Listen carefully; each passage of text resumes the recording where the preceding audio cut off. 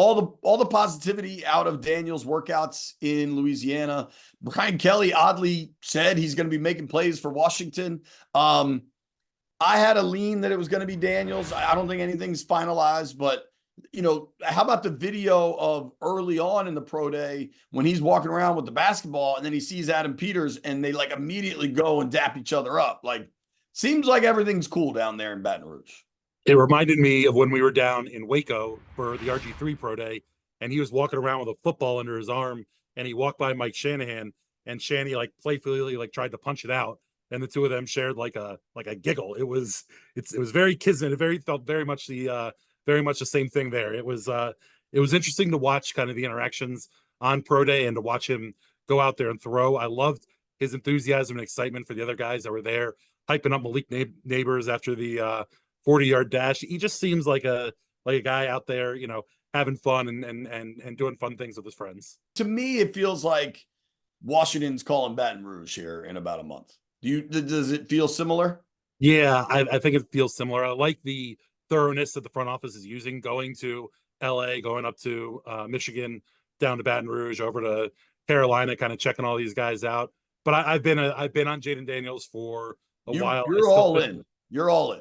I still think he's going to be the guy. And honestly, these pro days to me don't change a whole lot. You have 4 years of game tape on Daniels. You got a couple of years on May. 5 on Daniels. I think you and I, listen, I've been crystal clear. I don't know. I don't think they've finalized anything, but I continue to get further in this process and think it's going to be Jayden.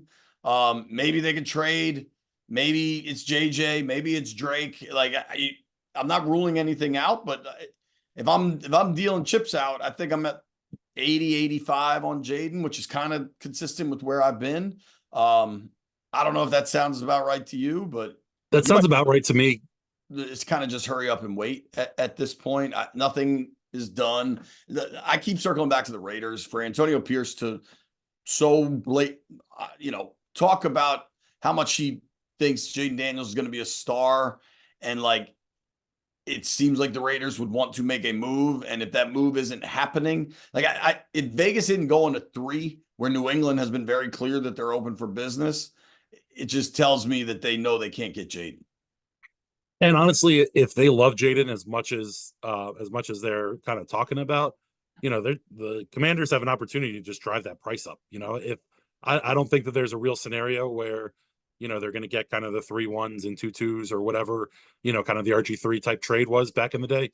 But if the Raiders are set on it and they want to come with a Godfather offer, I'm listening to a Godfather offer, because we know this thing isn't being rebuilt in a year. They're not trying to go out and win a Super Bowl next year, at least with the moves that they're making. So, I'd be open to listening to a Godfather offer if something comes across the table. I mean, if it's a Godfather offer, you literally can't refuse it. So yeah, you better at least listen. Before horses' heads end up in your bed. I imagine, like, you think like dudes under 30 listening to this even get that reference? They just probably Here's not. The thing. There's a lot of ties to the mob going to old school Vegas, right? We're talking Godfather here. Go watch the movie. Well worth it. You'll understand the idiom. Idiom away. This podcast is full of idioms.